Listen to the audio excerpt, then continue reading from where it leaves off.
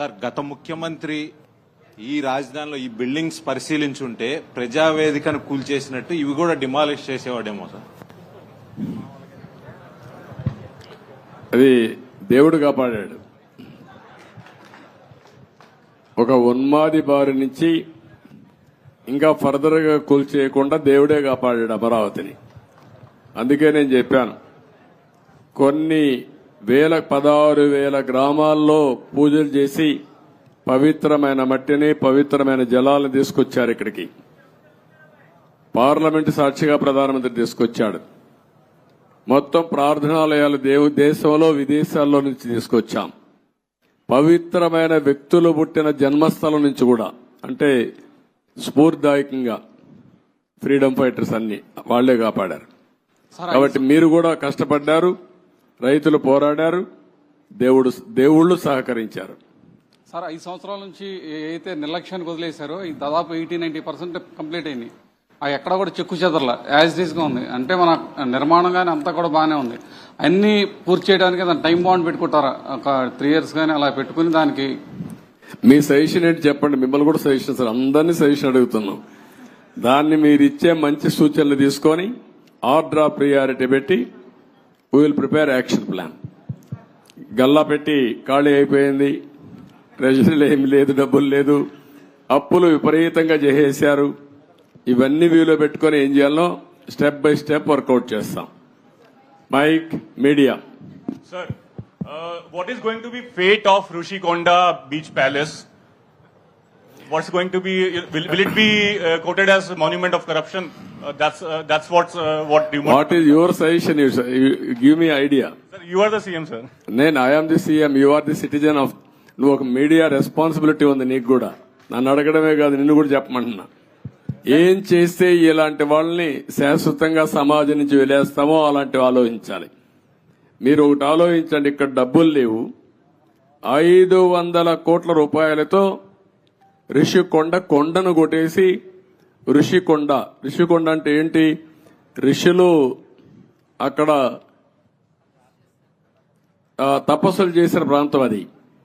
అలాంటి కొండని ఎప్పటి నుంచి కూడా మనం చూసి, ఇప్పుడైతే ఆధునికమైన పనిముట్లు ఇవన్నీ వచ్చాయి, కానీ ఒకప్పుడు విశాఖపట్నానికి వచ్చామంటే ఈ ఓడలు గాని ఇవన్నీ ఋషికొండను చూసి గుర్తుపట్టి విశాఖపట్నం వచ్చామనే పరిస్థితి ఉండేది. అలాంటి పవిత్రమైన కొండని ఎన్విరాన్మెంట్లకి విఘాతం కలిగించే విధంగా కొట్టేశారంటే మనం గుర్తుపెట్టుకోవాలి. దాని కూడా అన్ని తప్పుడు ఇచ్చారు. అవన్నీ మళ్ళీ నేను మాట్లాడతాం. Sir, what about Prajavedika? You have visited Prajavedika and saw the debris there. Are you going to remove the debris and reconstruct the Prajavedika same place, or are you going to make it as a museum? ఏం చేయాలి నువ్వు చెప్పు. నువ్వు నిన్ను అడిగితే మీరంతా ఏంటంటే నన్ను క్వశ్చన్స్ అడుగుతున్నారు, నేను మిమ్మల్ని క్వశ్చన్స్ అడుగుతున్నా. ఇప్పుడు మీరు ఆన్సర్ చేయండి. నాకు ఏం చేస్తే బాగుంటుంది. ఇప్పుడు మా మిత్రుడు ఇచ్చాడు శ్రీనివాస్ ఒక మాట. అమరావతి ఉద్యమం 1631 రోజులు. 1 + 6 + 3 + 1 11 అన్ని అంకులు కలిపితే జగన్కు వచ్చిన సీట్లు 11. అంటే 2 సరిపోయినాయి. ఇదే దేవుడు రాసిన స్క్రిప్టు, ఇది దేవుడి స్క్రిప్టు. అక్కడికి చాలలేదు. ఈ 11 ఇవ్వడం కూడా కరెక్టా లేదా చర్చ జరగాల్సిన అవసరం ఉంది. అందుకే నేను మిమ్మల్ని అందరినీ కోరుతున్నా, కొన్ని ఇక్కడ మాకు కూడా కొంతమంది ఇబ్బందులు వచ్చాయి. సరైన క్యాండిడేట్ నిలబడలేకపోయారు. నిలబడింది ఇక్కడ ప్రజలు ఎక్కడికక్కడ ముందుకు వచ్చి ఓట్లేశారు.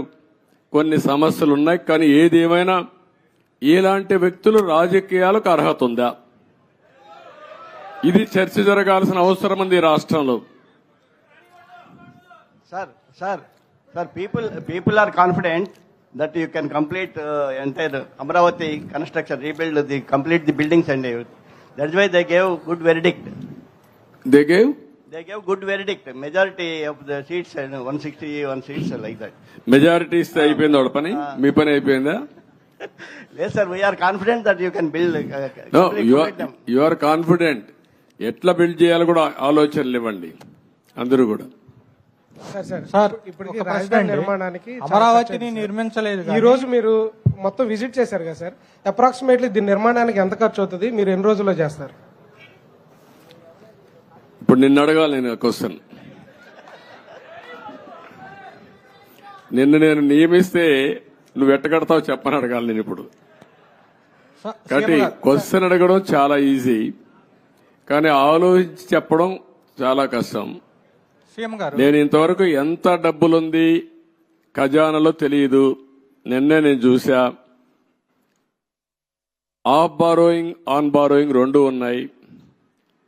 కొన్ని లెక్కలు చూపించి బారో చేశారు, కొన్ని లెక్కలు చూపించకుండా బారో చేశారు. మద్యం కూడా రాబోయే రోజుల్లో వచ్చే ఆదాయాన్ని తాకట్టు పెట్టి బారో చేశారు. అది కూడా ఎంత బారో చేశారు ఇంకా ఎతకాలి. ఇవన్నీ ఒక్కొక్క ఎక్కడెక్కడ ఉన్నాయో మనకే తెలియదు. ఇప్పుడు మనం చూసాం, ఆఫీసర్లు మొన్నటి వరకు అడ్డదుడ్డంగా సంతకాలు పెట్టినోళ్ళు ఎక్కడున్నారు, అడ్రస్ లేరు. ఇప్పుడు చాలా సమస్యలు ఉన్నాయి. బట్ ప్రజలు ఇచ్చినటువంటి మ్యాండేట్ చాలా స్పష్టంగా ఇచ్చారు.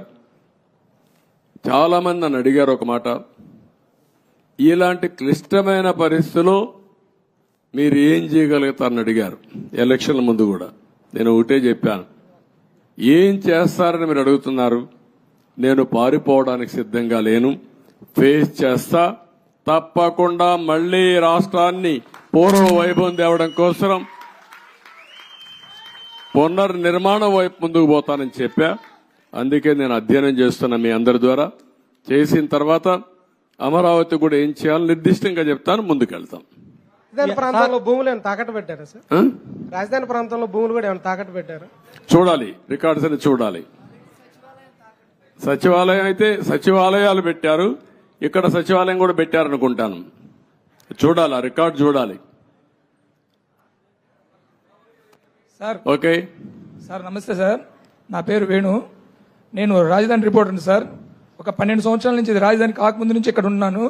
మీరు అమరావతిని చరిత్రగా నిలబెడదామని ఎలా ఉన్నారు, ఈ చరిత్రలో జరిగే కొన్ని కార్యక్రమాలను కూడా అలాగే దిష్టిబొమ్మలాగా అలా ఉంచి మంచిని చెడును చూపించే మా రాబోయే తరాలకు కూడా అలాంటి చూపించే విధంగా ఉంటే ప్రజావేదిక బాగుంటుందని నా ఉద్దేశం సార్. ప్రజావేదిక అట్నే పెట్టాలంటావు? అంతే సార్. ఓకే, నువ్వు ఒక మంచి సజెషన్ ఇచ్చావు. ఎందుకంటే ఇది జపాన్ లో కూడా ఏం చేశారంటే, ఏవేవి హీరోషిమా ఒకటి, నాగసాకి అనుకోండి, నాగసాకి 2 సెకండ్ వరల్డ్ వార్లో మొత్తం బాంబులేసి మొత్తం డివాస్టేషన్ జరిగితే కొన్ని డికేడ్స్ అక్కడ పుట్టిన వాళ్ళు కుంటిగా గుడ్డిగా పుట్టారు. పంటలు కూడా రాలేదు, భూములు కూడా ఇది అయిపోయినాయి. అవన్నీ గుర్తుగా 2 ప్రాంతాలను ఇప్పుడు కూడా అట్లనే పెట్టారు. అంటే దానికి కారణం, దాన్ని ఒక స్ఫూర్తిగా తీసుకుని మళ్లీ మనం కష్టపడాలని అనునిత్యం ప్రజలకు గుర్తు చేశారు. ఈరోజు అదే 2వ ప్రపంచ యుద్ధంలో దెబ్బతిన్నా జపాన్ ప్రపంచంలోని అగ్రదేశంగా తయారైందంటే ఇలాంటివి చూసి పట్టుదల పెంచుకోవడం. అదే మరి మిత్రుడు ఇప్పుడు చెప్పాడు, ప్రజావేదికను కూడా యాజ్ ఇట్ ఈస్ పెడితే చాలా బాగుంటుందని. అది కూడా ఒక మంచి ఆలోచన. Let us see. ఓకే,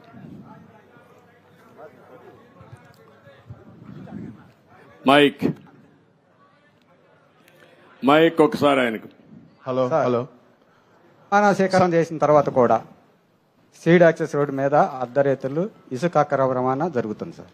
దాని మీద అంటే నేరాలు అలవాటైన వాళ్ళకి ఇంకా కూడా మారలేకపోతున్నారు. ఒకటే చెప్తున్న అధికార యంత్రాంగానికి కూడా, ఏ అధికార యంత్రాంగం ఇప్పుడు రాష్ట్రంలో ఉన్నారో మళ్లీ ఎక్కడ లాలూచలతో వదిలిపెట్టండి, ప్రజాహితం కోసం పనిచేయండి. ఒకవేళ రేపటి నుంచి ఎక్కడైనా కానీ మీరు చెప్పింది కానీ జరిగితే తప్పకుండా అధికారులపైన కూడా యాక్షన్, కఠిన చర్యలుంటాయి. డెఫినెట్ గా తీసుకుంటా, వదిలిపెట్టను. మీరు కూడా ప్రజల్లో చైతన్యం రావాలి, గట్టిగా నిలదీయండి. ముందు మారిగా బాధితులపైన దాడి చేస్తే ఎట్టి పరిస్థితులు నేను వదిలిపెట్టను. ప్రజాహితం కోసం ఎవరు ముందుకొచ్చి పనిచేసినా వారికి పూర్తిగా అండగా ఉంటాం. మీరేం భయపడాల్సిన పర్లేదు.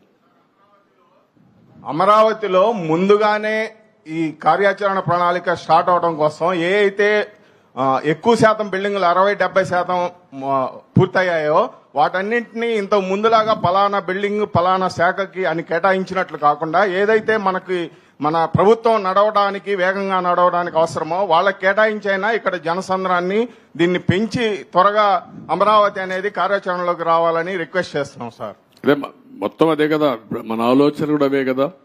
ఏవేవి తొందరగా అవుతాయి, ఏవేవి అవసరం ఉంటుంది, రెండు కూడా ప్రాధాన్యత క్రమంలో పెట్టుకొని ఎంత తొందరలో పూర్తి చేయాలో పూర్తి చేస్తాం, యాక్టివిటీ కూడా పూర్తి చేస్తాం. ఓకే. ప్రజా రాజధాని అమరావతిని రాష్ట్రాన్ని కాపాడుకోవడానికి ఖండాంతరాలు దాటి ఎన్ఆర్ఐలందరూ వచ్చారు సార్. ఈ అమరావతి కానీ రాష్ట్ర అభివృద్ధిలో ఎన్ఆర్ఐలు ఆలోచనలు సహాయ సహకారాలు తీసుకుంటే బాగుంటుందని నా సూచన సార్. తప్పకుండా అందరి సహకారం తీసుకుంటాం, అందరికీ ప్రాధాన్యత ఉంటుంది. వాళ్ళు భాగస్వాములు అయితే వెల్కమ్ చేస్తాం. తప్పకుండా ఇవన్నీ కూడా ఒక యాక్షన్ ప్లాన్ తయారు చేసుకుంటాం. థ్యాంక్ యూ అని అంటాం.